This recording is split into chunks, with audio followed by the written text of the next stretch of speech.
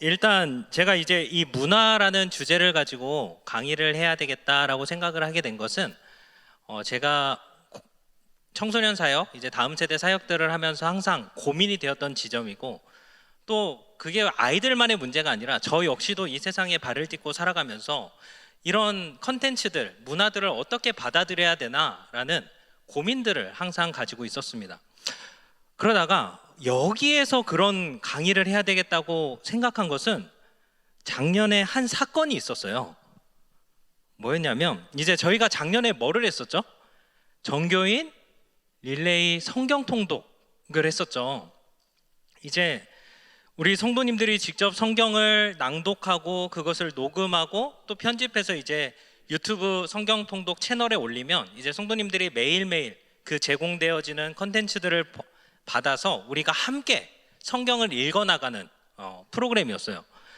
그런데 이제 어르신들이 아무래도 익숙하지 않잖아요. 이 유튜브 채널 구독이나 뭐 알림 설정하고 이런 게 좀 익숙하지 않으니까 이제 한 권사님이 이거 어떻게 하는 거냐라고 저에게 여쭤봐서 이제 문자로 설명을 드리다가 도저히 안 되겠어서 제가 주일날 그러면 직접 좀 해드리겠습니다 라고 해서 이제 만나서 이제 핸드폰을 건네받아서 유튜브를 딱 켰어요. 유튜브를 켜면 거기에 뭐가 나올까요? 알고리즘이라고 해서, 요즘 정말 시대가 똑똑해졌거든요. 알고리즘이라고 해서 이분이 평상시에 뭐를 보는지, 뭐를 즐겨 듣는지 이런 게 핸드폰에 다 나오는 거예요. 근데 핸드폰을 봤는데 다 트로트인 거예요. 그래서 제가 권사님 찬양 좀 들으시지 뽕짝 들으시면 어떡하냐고 이렇게 말씀드리니까 권사님도 그냥 난 뽕짝이 좋아 이러면서 유쾌하게 대화를 하고 넘겼어요. 그래서 저는 뭐 그냥 유쾌하게 대하고 넘어가서 괜찮다라고 생각을 했는데, 문제는 다음 날 문자가 왔어요. 제가 그 문자를 아직도 가지고 있는데,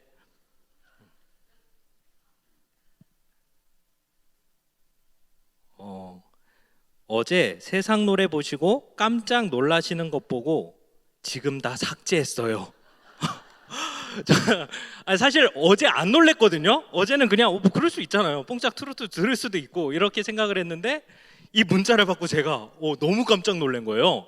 그래서 빨리 전화를 드려가지고 권사님 저 이거 절대 정죄하거나 그런 의미로 드린 말씀 아니다 이렇게 말씀을 드리니까 권사님도 요즘 너무 트로트에 신취돼 있는 것 같아서 이제 목사님의 그 표정을 보고 좀 반성이 돼서 이렇게 다 삭제를 했다라고 이렇게 얘기를 해주시더라고요. 그러면서 이제 저는 생각이 드는 거예요. 우리가 물론 때로는 신앙의 성장을 위해서, 아니면 신앙을 견고하기 위해서 세상의 즐거움들을 절제하고 때로는 포기하는 것들이 우리에게는 사실 필요하죠. 그런데 한편으로 세상의 문화들을 통해서 얻게 되는 즐거움들, 또 세상 문화들이 갖고 있는 어떤 통찰력, 그런 것들조차도 다 이렇게 선을 그어서 포기해버리는 게 과연 옳은가라는 질문이 생기게 되었습니다. 그리고 무엇보다도 교회 안에서, 이제 사실 교회 안에서 나 요즘 뭐 이런 노래 들어, 뭐 나 요즘에 이런 문화 생활해, 이런 것들을 자연스럽게 얘기하기가 어려운 거예요. 왜냐하면 세상 문화들에 대해서 약간 터부시하는 시선들이 있기 때문에 우리가 이런 문화들을 양지에서 이렇게 건강하게 즐기지 못하고 오히려 음지로 가지고 들어가서 약간 뭐라 해야 될까요? 건강하지 못한 방식들로 너무 이거에 심취되어 있고 이런 고민들을 얘기하기조차 어려운 거 아닌가라는 생각이 들었습니다. 한번 우리 성도님들 핸드폰 한번 다 꺼내 보시죠. 네, 핸드폰 한번 꺼내 보시고 한번 유튜브 한번 켜보세요. 어플. 네, 핸드폰 다 꺼내 보시고, 뭐 젊은 층은 요즘에 뭐 인스타에도 그렇게 다 알고리즘이 적용이 되는데, 한번 유튜브를 딱 켜서 옆에 사람들과 한번 공유를 해볼까요? 나 요즘 뭐 듣는지, 뭘 보는지, 그러니까 근데 여기서 조심하셔야 돼요. 이러다 시험 드실 수도 있으니까 직접 공유하지 마시고 그냥 내가 요즘 이런 거에 집중하고 있구나라는 것을 볼 수가 있는 겁니다. 그래서 이제 이번에 청장년위원회 수련회를 다녀왔잖아요. 그때 이제 했었던 주제가 바로 오늘의 그 기독교인의 문화 소비에 대한 주제를 가지고 특강을 했었는데, 그때도 마찬가지였어요. 우리 청년들 역시도 그들이 즐기는 문화가 잘못되어서가 아니라 교회 안에서 문화를 어떻게 인식하고 있는지, 그리고 터부시하는 것들로 인해서 그것들을 공유하기가 사실 쉽지 않다라는 고민들을 들었습니다. 이것은 그 문화의 옳고 그름도 중요하겠지만 또 한편으로는 그 문화를 바라보고 있는 우리의 시각이 때로는 왜곡될 수도 있다라는 것을 전제로 하고 있는 거예요. 그래서 이제 9월 뉴워십은 우리가 문화를 어떻게 대해야 되는지에 대해서 한 달 동안 이제 이야기를 나눌 건데요. 오늘은 이제 첫 시간이잖아요. 그래서 조금은 이론적인 이야기로 시작을 하려고 합니다. 그리고 다음 주부터는 뭐 미술, 음악, 그리고 문학 등 다양한 이제 컨텐츠들을 우리가 어떻게 향유하는 것이, 문화를 향유하는 것이 올바른 방법인지에 대해서 함께 적용해 보는 시간을 갖도록 하겠습니다. 오늘은 뭘 한다고 했죠? 이론이에요. 그러면 저는 이론을 할 때 항상 좀 겁이 나요. 이론은 좀 지루하거든요. 그래서 우리 성도님들이 혹시나 이렇게 주무시면 제가 일으켜 세우도록 하겠습니다. 네, 그럼 좀 시작을 해보도록 하겠습니다. 먼저 우리의 사고나 행동이 변화되기 위해서는 내가 지금 서 있는 지점이 어딘지를 아는 게 중요해요.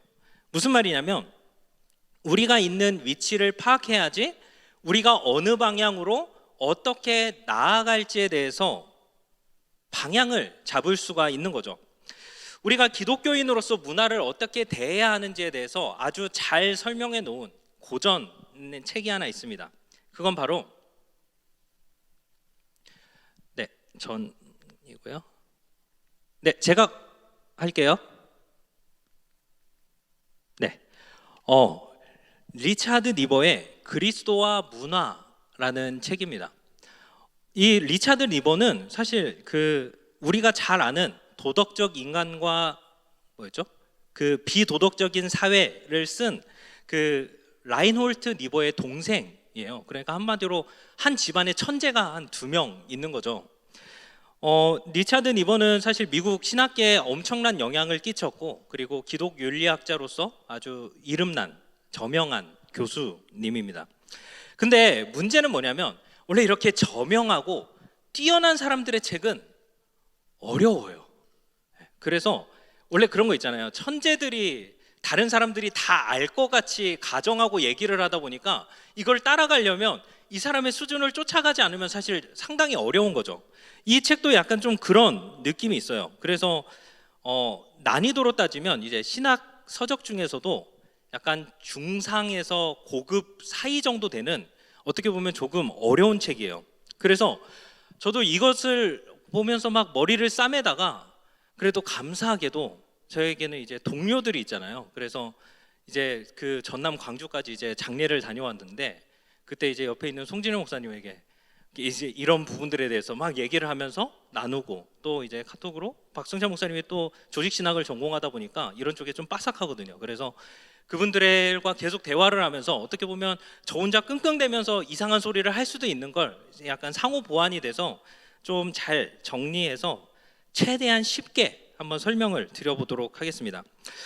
먼저 이 책에서는 문화에 대한 유형을 5가지 정도로 이렇게 5가지로 분류를 합니다.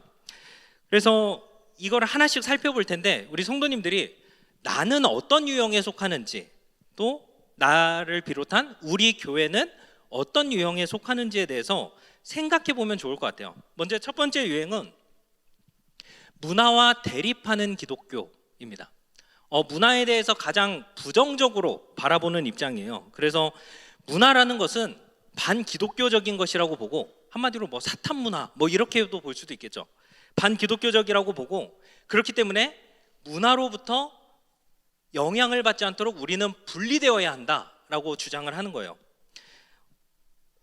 이제 옛날에는 그런 운동이, 수도원 운동이 있었죠. 그래서 이제 수도사들이 수도원에 들어가서 자기들끼리 이제 경건 생활을 하고 모든 문화들을 차단시켰던 것도 사실 이런 유형에 속한다고 볼 수 있습니다. 그래서 우리는 세상과는 분리되어서 우리만의 정체성을 지키자라고 하는 약간은 극단적인 유형인 거죠. 그래서 그러면 이 유형의 매력은 뭘까요? 이런 유형을 가졌을 때 매력은 뭘까요? 뭔가 용기 있어 보여요. 힘 있어 보여요. 뭔가 나는 문화에도 저항할 수 있는 뭔가 용기 있는 사람처럼 보여요. 그래서 이거의 대표적인 사람 중에 한 명이 이제 터툴리안이라는 교부인데, 터툴리안 교부는 뭐라고 얘기했냐면 나는 모순됨으로 믿는다라고 얘기를 하는 거예요. 그러니까 기독교 신앙이라는 게 사실 다 설명되기 어려운 지점들이 있잖아요. 세상에서 받아들이기 어려운 지점들이 있고, 그때 터툴리안은 당당하게 나는 모순됨으로 믿는다라고 이렇게 이야기를 하는 거죠. 하지만 이 유형에는 아주 치명적인 약점이 있는데, 그건 뭐냐면 세상과 이제 동떨어지게 되는 거죠. 우리가 교회는 세상 속으로 들어가야 되는 존재인데, 우리는 파송받은 존재인데, 그게 아니라 오히려 세상과 담을 쌓고 단절되어서 이제 동떨어진 삶을 살아갈 수밖에 없는 약점이 있는 거죠. 그래서 이들을 극단주의, 근본주의라고 불리기도 합니다. 두 번째는 이제 문화에 속한 기독교. 이거는 1번이랑 완전 정반대 이야기예요. 문화에 대해서 가장 긍정하는 입장인데요. 이제 대표적인 학자로는 뭐 칸트, 그리고 슐라이어마허, 그리고 리츠을이라는 신학자들이 대거 포진되어 있고, 이들은 대부분 이제 자유주의 신학이라고 표방되어지는 그쪽에 속해 있습니다. 무슨 말이냐면 문화는 하나님의 선물이기 때문에 부정적이거나 변역할 대상이 아니다. 오히려 우리가 이 문화를 가지고 성경을 재해석하거나 신학을 재구성해야 된다라고까지 얘기를 하는 거예요. 이게 단적으로 예를 들면 뭐냐면 예수님을 그냥 구속주, 구원자 이렇게 보는 게 아니라 차라리 탁월한 도덕교사로 보자. 아니면 인류애에 대한, 그러니까 오늘날 이제 많은 예술가들이 공감하는 인류애, 이런 것들, 이런 가치들이 되게 높게 보이잖아요. 그러면 그 인류애의 화신으로 보자라고 하는 거예요. 그러니까 외부인들이 받아들이기에 불편한 것들은 싹 재단하고 오히려 그거에 맞춰서 우리가 나아가자, 순응하자라는 게 바로 문화에 속한 기독교 두 번째 유형인 것이죠. 이거의 매력은 이제 일단 불신자들에게 접근하기가 상당히 용이한 거죠. 그런데 약점은 뭐냐면 그러면 이게 기독교냐라고 할 수 있는 거예요. 그거를 그렇게 문화에 따라서 다 재단해 버린 게 과연 기독교냐라고 하고, 이 책을 쓴 리차드 니버도 이렇게 평가하는데 이 유형은 오히려 1번 유형 극단적 기독교보다도 제자 삼는데 유효하지 못하다라고 평가를 하고 있습니다. 그리고 이제 세 번째 유형이 있는데요. 문화 위에 있는 기독교, 즉 기독교가 문화의 상위라는 거죠. 그래서 이 입장은 이제 위에 앞서 언급했던 두 가지 유형을 이제 종합한 것이라고 볼 수 있는데, 로마 가톨릭이나 이제 천주교나 이제 학자로서는 토마스 아퀴나스가 이쪽 입장을 따르고 있습니다. 이제 아퀴나스를 통해서 중세 카톨릭이 해낸 것처럼 문화를 기독교 아래에 종속시킴으로써 뭔가 기독교적인 문화를 만들자라는 거예요.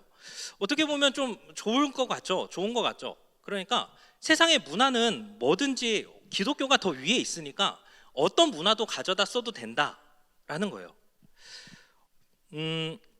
사실 이게 오늘날 좀 많이 있는 부분이기도 해요. 예를 들면 이런 거예요. 상업적 쇼핑몰이 이제 고객 유치하는 방식들이 있잖아요. 그런 것들을 교회 성장이라는 것에 접목시키고 또 이제 전도라는 지상 명령에 이제 이 사명을 이루어내는데 이런 그 세상의 방법들을 이렇게 차용하는 거죠. 그러니까 이 유형의 매력은 뭐냐면 편하다는 거예요. 그냥 어떤 것들 고민 없이 그냥 갖다가 쓰고 목적만 거룩하면 괜찮다라는 거니까, 문화를 그냥 사용하는 거니까 사실 좀 편한 부분은 있죠. 하지만 약점은 무엇이냐면 이제 그 로마 가톨릭의 르네상스 문화처럼 문화를 어느 정도 점검하고 이렇게 비판적으로 수용해야 되는데 무비판적으로 다 차용할 수 있는 위험성이 있다라는 거죠. 그래서 리차드 니버는 이에 대해서 겉과 속이 다른 생크림 케이크다라고 얘기했는데 무슨 말이냐면 세속 문화라는 위에 그 빵 위에 그냥 기독교라는 크림을 더 씌운 꼴이어서 이거는 이도저도 아니다라고 평가받기도 합니다. 이제 네 번째 유형은 문화와 역설적 관계에 있는 기독교예요. 기독교와 문화가 이제 긴장 관계에 있다라는 뜻이에요. 대표적인 학자로는 이제 우리도 잘 아는 마르틴 루터가 있습니다. 루터가 이제 했던 이론 중에 하나가 뭐냐면 두왕국 이론이라는 게 있어요. 그래서 하나님의 왕국, 하나님의 성과 세상의 왕국은 늘 긴장 관계에 있다. 그래서 우리는 어느 한 곳에 속한 것이 아니라 이 두 곳에 속하면서 우리가 세상에 교회에서는 교회로서 성도로서의 거룩한 삶을 살고 세상에서는 나그네로서의 삶, 외인으로서의 삶을 살아야 한다라고 이렇게 긴장 관계로 표현을 하는 것이죠. 그런데 이게 좀 애매한 게 뭐냐면 어떤 사람들은 문화에 대해서 되게 긍정하기도 해요. 실제로 마르틴 루터 같은 경우는 음악에 대해서 상당히 탁월한 감각을 가졌다고 들었거든요. 그런데 또 한편으로는 문화에 대해서 또 굉장히 부정적일 수 있어요. 그건 나 몰라. 이거는 그러니까 두 왕국이 있으니까 이거는 우리와 분리되어 있으니까 예를 들면 옛날 찬양 이런 거 있잖아요. 죄 많은 이 세상은 내 집안이네 내 모든 보화는 저 하늘에 있네. 이쯤 되면 원래 다 같이 찬양하는데 안 하니까 안 하도록 하겠습니다. 이런 것처럼 죄 많은 이 세상 내 집 아니고 모르겠다 나는 이 세상에 정들 수 없고 그냥 천국 가는 게 좋다라고 보는 거예요. 그러니까 매력적인 거는 약간 현실적이에요. 우리도 실질적으로 두 곳에 발을 다 딛고 살아가고 있으니까. 그런데 약점은 뭐냐면 결국 이것도 이원론 아니냐? 이거랑 성과 속을 구분하는 이원론 아니냐라는 비판들이 있고 그러면 이 땅에서 사는 것이 어떤 의미가 있냐라는 약간 약점들이 있는 거죠. 마지막 다섯 번째 유형은 이제 문화를 변혁하는 기독교입니다. 뭐냐면 기독교가 문화를 바꿔가야 된다는, 변혁시켜야 된다는 거예요. 이제 대표적인 학자로는 칼뱅 그리고 아브라함 카이퍼 이렇게 있습니다. 이거는 뭐냐면 이제 끊임없이 문화를 성경적 가치에 맞게 변혁하려고 시도하는 입장이에요. 그렇다고 해서 문화의 부패됨에 대해서도 충분히 경고를 하고 하지만 하나님이 이 세상을 선하게 창조하셨기 때문에 우리는 그 선한 창조로 다시 복귀시켜야 하는 사명을 문화 변혁자로서의 사명을 갖고 있다라는 입장인 거죠. 그렇기 때문에 교회는 문화를 가꿔야 하고요. 문화 역시도 이제 교회를 더 아름답도록 돕는 상호작용을 하고 있다라고 보는 입장이 이제 마지막 문화를 변혁하는 기독교라는 유형입니다. 이상 이 리차드 니버가 말하는 5가지 유형을 살펴봤는데 여러분들이 문화를 대하는 방식은 입장은 어떤 유형에 가까운 것 같나요? 1번 문화는 악하다는 대립적인 입장. 2번 문화는 선물이니까 종교, 신학조차도 문화에 따라 변화돼야 된다는 입장. 3번 기독교가 문화 위에 군림하니까 어떤 문화든 차용하는 건 문제되지 않는다는 입장. 4번 문화는 필요악이지만 우리는 어쩔 수 없이 살아가기에 이 역설을 그냥 인정해야 된다는 입장. 5번 하나님의 문화 명령에 순종해서 기독교는 문화를 변혁시켜야 한다는 입장. 우리는 어떤 유형에 서 있나요? 몇 번인 것 같으세요? 5번 또 4번 또 모르겠다. 모를 수도 있어요. 난 여기도 안 속하고 저기도 안 속한 것 같을 수도 있어요. 제 경험상 제가 이제 교회에서 배우기로는 1번 유형에 가까웠던 것 같아요. 제가 어렸을 때는 수련회에 가면 꼭 하는 것들이 있어요. 테이프, 가요 테이프 가져와라, 잡지 가져와라, 세상에 연예인 브로마이드 브로셔 같은 거 가져와라라고 하면서 그거 다 내려놓고 하나님보다 더 사랑한 거 이 죄악된 세상 문화 버리고 이제 하나님만 따르기로 결단해라. 약간 이렇게 문화를 약간 터부시하고 그랬던 경험들이 있었던 것 같아요. 그리고 특히 제 학창 시절에는 제가 그래도 되게 경건하지는 않았군요. 어찌됐든 차마 그렇게 거짓말은 못하겠고 어찌됐든 그런 책도 읽었어요. 그러니까 낮은 울타리라는 교회에서 나오는 이제 문화 콘텐츠 그 칼럼들이 들어있는 잡지 같은 소책자가 있었어요. 근데 그 낮은 울타리를 정기적으로 구독했는데 거기에 이제 편집장이 사실상 이제 세대주의의 영향을 많이 받아서 세상 문화를 악으로 규정하고 그런 것들을 이제 고발하는 내용들이 많이 실려 있었어요. 그러다 보니까 자연스럽게 문화는 악하고 교회는 선하다라는 이원론적인 인식이 제 안에 좀 자리 잡았던 것 같아요. 그런데 실제로 삶을 살아보니까 학생 때는 그러잖아요. 수련회 때 막 은혜 받고 나 이제 다 버리겠다고 하고, 근데 일주일 지나면 다시 하나 둘씩 모으기 시작하고 이런 삶을 반복하다 보니까 실제 삶에서는 현실적으로는 약간 4번 유형에 가까운 거예요. 문화는 필요악이죠. 문화와 동떨어져서 살 수가 없고 우리는 문화를 소비하며 살 때 너무 빠지지는 말자라는 약간 이 애매한 양다리를 겪고 있는 듯한 모습을 보게 되죠. 여러분들은 어떤가요? 사실 우리는 뭐 이게 어떤 하나의 유형에 속한다기보다는 뭐 1번부터 5번까지의 유형 중에서 뭐 영화는 몇 번 유형, 뭐 음악은 가요는 몇 번 유형, 뭐 정치는 몇 번 유형 이런 식으로 우리가 어떤 거에 따라서 조금 달라지는 것 같기도 해요. 예를 들어서 세상 노래에 대해서는 이건 들으면 안 된다고 뭐 대립하기도 하고 아니면 그냥 4번처럼 세상을 살아가니까 어쩔 수 없이 접하는 부분, 그러니까 역설이라는 걸 인정하기도 하죠. 또 교회 운영에 있어서는 세상의 경영 철학과 대립하기도 하고요. 하지만 또 마케팅이나 이런 부분들, 3번처럼 마케팅이나 이런 부분들을 또 차용하기도 하죠. 그런데 문제는 뭐냐면 제가 여기서 이제 드리고자 하는 말씀은 뭐냐면 일관성이 없다라는 거예요. 우리가 한 가지 생각과 바른 신학을 가지고 그거에 따라서 어떤 의사결정들을 하고 뭔가 방향성 있게 나아가야 되는데 문제는 그런 일관성이 없이 때에 따라서 입맛에 따라서 그것들을 바꾸면서 차용을 하다 보니까 어쩔 때는 어떤 의사결정을 할 때 방향을 상실할 때가 있어요. 왜냐하면 교회의 결정과 역사 가운데 통일된 신학이나 철학이 없으니까 순간순간마다 흔들리고 또 한 목소리가 나오기가 힘들다라는 거죠. 그렇기 때문에 우리가 이 유형 중에서 사실 건강한 유형을 하나 선택하고 그 방향성을 가지고 나아갈 필요가 있어요. 그러면 여러분들이 생각하기에 어떤 유형이 가장 건강하고 올바른 방향인 것 같나요? 몇 번 유형일까요? 5번. 네. 역시 우리 합동교단 5번. 네. 일단 합동에서는 칼빈 나오면 끝나요. 네. 신학교에서도 엄하준 선생님 그렇지 않나요? 일단 칼빈이 그랬다고 하면 거기에다 토 달면 약간 이단화 같은 개념이 있어요. 그래서 그 5번에 보면 이제 대표적인 학자로 칼뱅이 나오잖아요. 칼뱅이 나왔기 때문에 사실상 저희 교단에서는 뭐 더 이상 할 필요가 없어요. 그런데 다른 유형들은 무시할 수 없지만 최소 우리가 이제 합동 교단의 교회로서 세상 문화를 바라보는 관점과 우리의 방향은 5번 유형이 되어야 되는 게 맞아요. 그리고 저는 그게 가장 건강한 방식이라고 생각을 해요.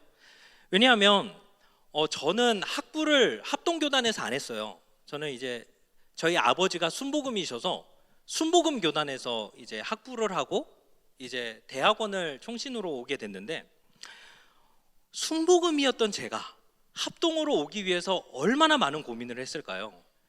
보통 말하기를 그래요. 순복음에서 합동 장로교로 오는 거, 그 중에서도 이제 약간 보수적인 합동으로 오는 거는 요단강을 건너는 것과 같다라고 표현을 해요. 실제로 제가 가장 많이 뭐 면접 때나 이럴 때 듣는 질문이 거기서 왜 왔어요? 이 질문을 상당히 많이 받아요.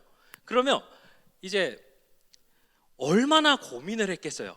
순복음에서 순복음적인 토양에 있다가 이제 바른 신학을 찾고자 기도하고 고민하고 또 연구하면서 마침내 내린 결론이 합동교단인 거예요. 그렇게 선택을 한 거예요.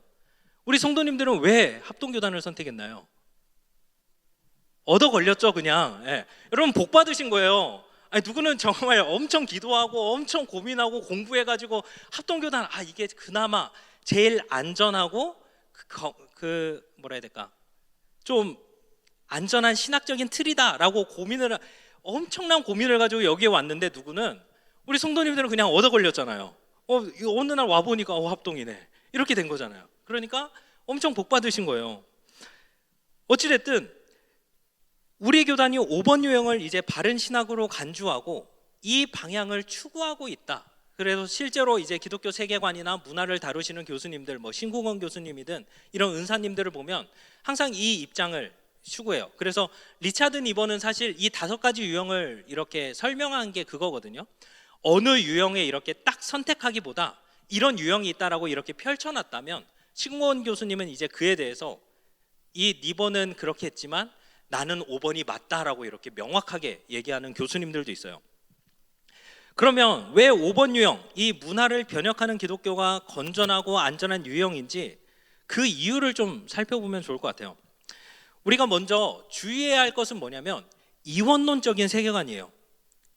가장 대표적으로 교회는 거룩한 곳, 세상은 악한 곳, 또 목회자는 성직, 일반 직장은 그냥 일반직, 이렇게 성과 속을 구분하는 것을 이원론이라고 하죠. 사실 성도님들 입장에서 목회자 성직 맞지 않나? 이렇게 생각하실 수도 있어요. 왜냐하면 우리나라는 사실 세대주의의 영향을 좀 많이 받아서, 그 세대주의 선교사님들의 영향을 많이 받아서 이런 이원론적인 시각에 상당히 익숙해져 있어요. 그런데 우리가 개신교잖아요. 그렇죠? 개신교는 뭐예요?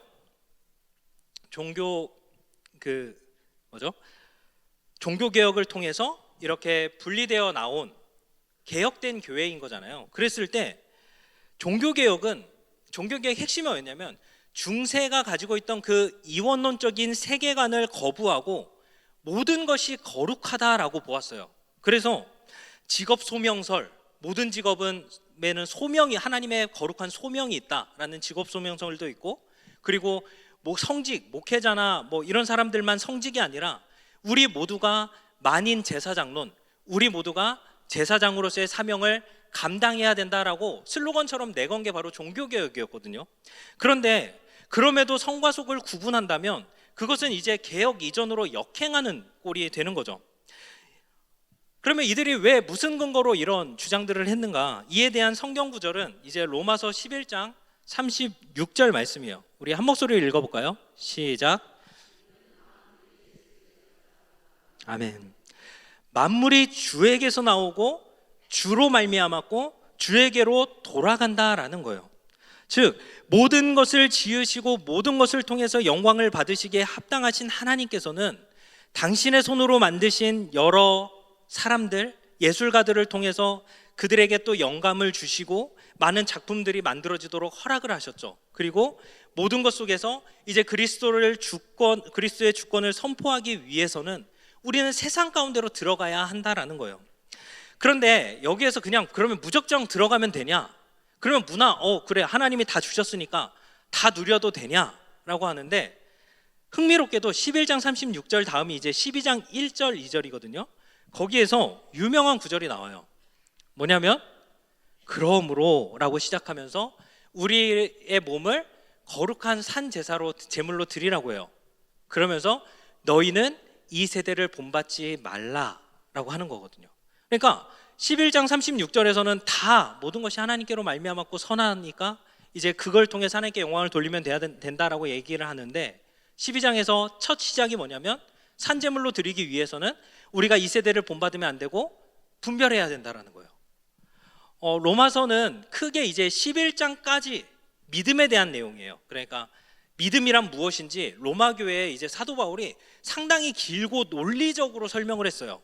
그리고 12장부터는 이제 실천편이에요. 적용을 하는 거예요. 실제로 그러면 어떻게 살아야 되는지에 대해서 얘기하는데, 흥미롭게도 11장 36 마지막에서는 모든 것은 하나님께 있다라고, 그게 믿음이라면, 하지만 우리가 이제 실천편에서는 그것들이 그렇지만 이 죄악된 세상 가운데서 우리는 분별해야 된다라는 거죠. 여기에서 먼저 이 세대라고 하는 것은 헬라어로 아이온이라는 단어예요. 이것은 뭐냐면 어떻게 보면 굉장히 긴 시간,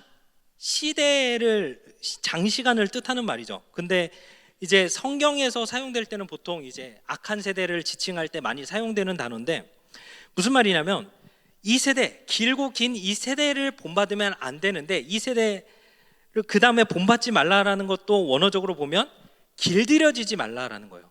즉 이것을 단절해내고 끊어내라는 의미가 아니라 그런 세대들에 길들여져서는 안 된다. 우리는 자연스럽게 이 세상은 우리를 길들이려고 해요. 무슨 말이냐면 여러분들이 보고 있는 TV에서 수많은 광고들이 나오죠. 광고들이 하는 건 뭐냐면 결국 우리를 길들이려고 하는 거예요. 너 그것만 있으면 행복할 수 있어. 너 그것만 있으면 우리의 문제가 해결될 수 있어. 그것만 소유하면 훨씬 더 나은 삶을 살 수 있어라고 우리를 끊임없이 소유하도록 길들이는 게 광고예요. 그리고 다양한 대중 매체들이 그런 길들이는 일들을 하고 있고 우리는 거기에 영향을 받으며 살아가고 있는 거죠. 하지만 우리의 줏대가 바로 서서 우리가 분명히 서서 이 세대에 길들여져서는 안 된다라는 거예요. 그러기 위해서는 어떻게 해야 되냐면 오직 마음을 새롭게 함으로 변화를 받아, 즉 마음을 닦아내는 일들이 있어야 된다라는 거예요.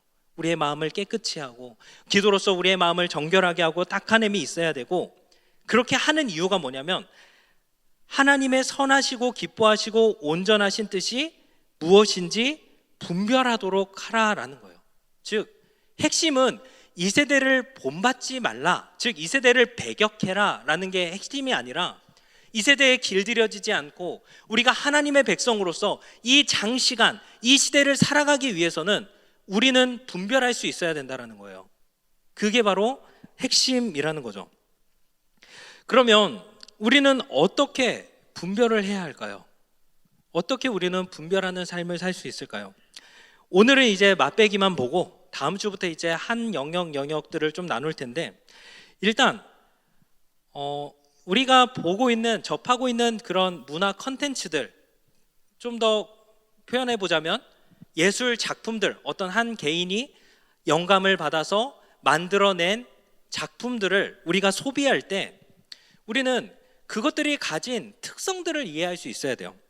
어떤 작품들 중에는 사실 한 번만 접해도 그래, 이거는 하나님께 영광을 돌릴 수 있는 작품들이 있는 거죠. 예를 들면 이런 거예요. 그리스도의 순환이라는 렘브란트의 작품인데 그냥 딱 봐도 은혜롭지 않나요? 뭔가 그냥 보기만 해도 사실 정말 주님께서 저렇게 순환을 당하셨구나 하면서 작가의 약간 의도가 개입되면서 이렇게 선한 게 보일 수도 있는 거죠. 그리고 잘 이해되지 않을 수 있는데, 혹시 이게 어떤 노래인지 아시나요? 네, 이게 청년들에게는 알겠지만 우리 어르신들은 조금 어려울 수 있습니다. 혹시 우리 어르신들 쇼미더머니라는 프로그램은 안 보시죠? 힙합 프로그램인데 트로트 뭐 사랑의 콜센터 이런 거 보시죠?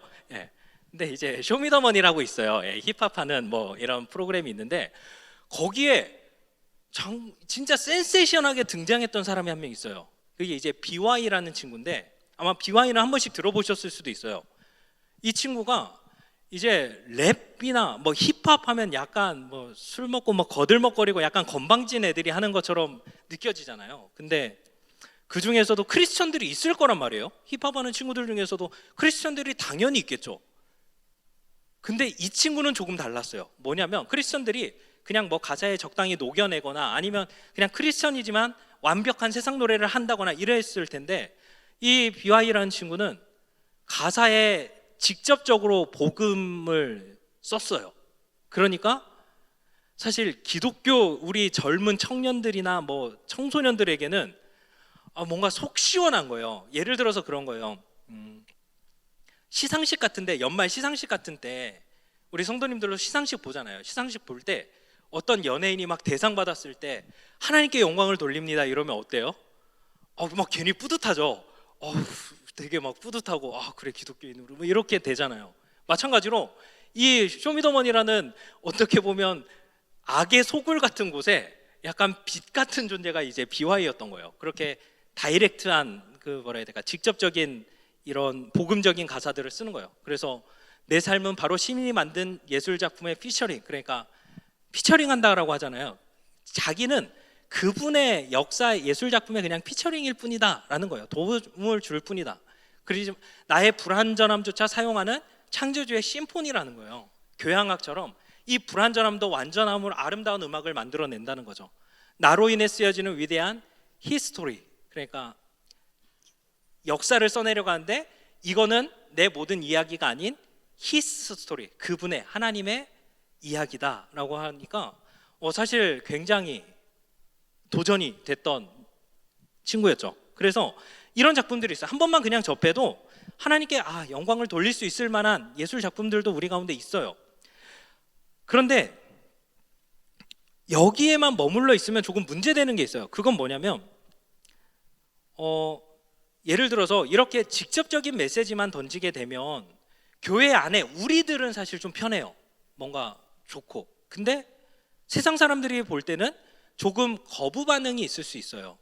그러면 그들이 이해할 수 있는 언어로 우리의 신앙을 표현하는 것도 중요하다라는 거예요. 왜냐하면 우리가 문화를 변혁해 가기 위해서는 단순히 우리의 개인의 신앙의 고백 차원에서만 접근할 게 아니라 그들이 공감할 수 있는, 즉 하나님이 이 세상을 아름답게 창조하셨다면, 그리고 그 하나님의 선함이, 하나님의 그 형상이 인간 개개인의 믿는 자들에게 뿐만 아니라 믿지 않는 자들에게까지 그 하나님의 형상이 심겨져 있다면 그들이 공감할 만한 이야기들을 그들의 언어로 할 수가 있어야 되는 거죠.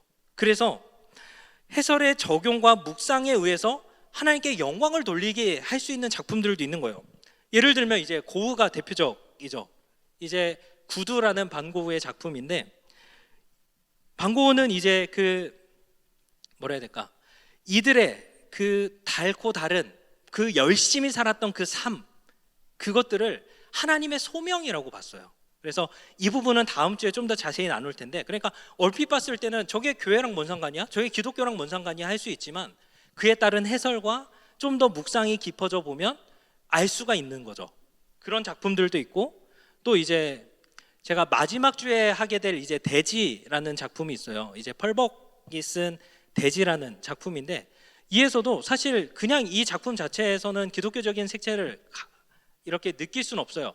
다만 이제 고전 문학이 갖고 있는 것처럼 인류가 갖고 있는 이 보편적인 감정을 우리가 어떻게 신앙적으로 해석하느냐에 따라서 조금은 다른 적용점이 생길 수 있고, 그런 문화들을 우리가 향유할 수 있다라는 거죠. 또 심지어는 반기독교적인 영화들, 반기독교적인 작품들 가운데서도 우리는 하나님께 영광을 돌릴 수 있는 경우들이 생길 수 있어요. 뭐냐면 그거에 따라서 우리의 모습을 좀 돌아볼 수도 있고, 아니면 그 반기독교적인 내용들의 오류가 명백하게 드러나서 오히려 하나님께 영광을 돌릴 수 있게 하는 작품들도 있는 거죠. 이 밀양이라는 작품 혹시 보신 분 계신가요? 밀양이라는 작품? 네, 밀양이라는 영화 보면 어떠세요? 처음 딱 봤을 때 느낌 좀 불쾌하지 않았나요? 그래서 저는 아직도 기억나는 게, 제가 이제 기숙사 살 때였는데 기숙사 형들, 선배님들이 이제 영화를, 이 밀양이라는 영화를 보고 와서 이 영화를 엄청 욕하는 거예요. 이거 반기독적인 영화다 막 이러면서 욕을 하는데,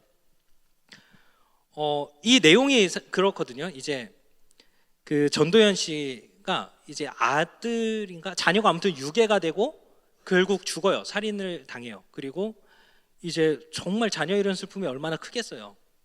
그리고 그 유괴범은 이제 깜빵에 가게 되고, 이제 전도연 씨가 이제 어떻게든 그런 아픔들을 극복해 보려고 이제 교회를 찾게 돼요. 그리고 얼마나 갈급했겠어요. 그러니까 교회에서 많은 은혜를 받아요. 그리고 정말 어마어마한 결단을 하게 돼요. 그게 뭐냐면 자녀를 죽인 살인범을 용서해야겠다라고 다짐을 하게 돼요. 그래서 그 교도소로 찾아가요. 이 전도연 씨가 가면서 얼마나 많은 생각을 했을까요? 진짜 내 자녀를 죽인 애는 정말 괴롭게 살고 있겠지? 평생 죄책감에 힘들어하고 있겠지? 내가 그에게 그리스도의 사랑을 전해야지?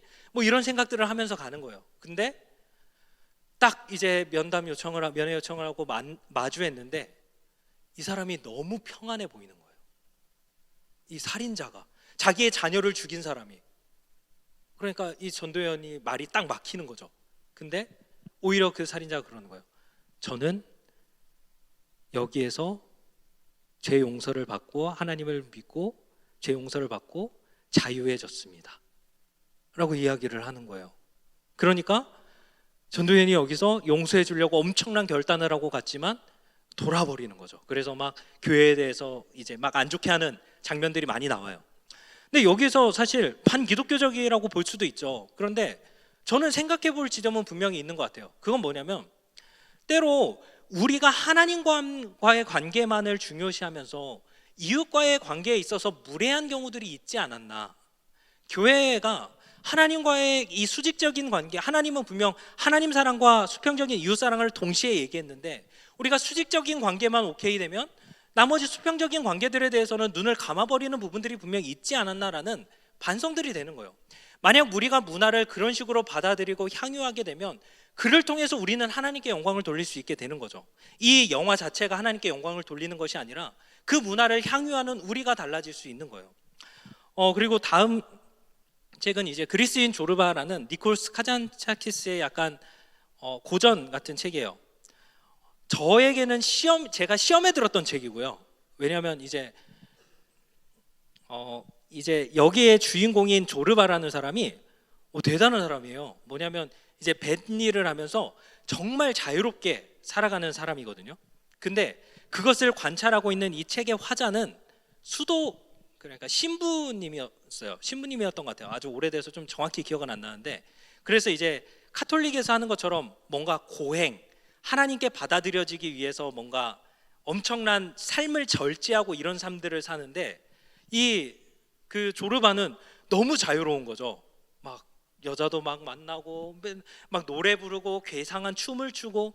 그런데 이 항상 절제하며 살아가던 이 사람이 어느 순간 그래, 이게 자유다라고 인정을 하게 돼요. 그러니까 회심을 하게 되는 거예요. 근데 이 회심은 오히려 기독교가 아니라 이 삶이 맞다라고 회심을 하게 되는 거죠. 그런데 사실 이런 책들이 많이 있어요. 뭐 우리 성도님들도 잘 알 수 있는 뭐 이문열 씨의 사람의 아들이나 이런 책들이, 이런 인문학을 다루는 책들이 사실 반기독교적인 것들을 갖는 문학 작품들이 많이 있어요. 그런데 저 역시도 이제 신학교 처음 갔을 때 이걸 읽었거든요. 1학년 때인가 읽었는데, 근데 이제 좀 약간 어리잖아요. 그러니까 제 삶에 자유가 없는 것 같아요. 뭔가 그 기숙사에 들어갈 때마다 성경 구절이 있었거든요. 너희가 진리를 알지니 진리가 너희를 자유케 하리라 라고 써 있었어요. 그래서 뭐 평상시에는 아무 생각이 없다가 그냥 들락날락 했었는데 이 책을 읽고 나니까 난 자유 없는데?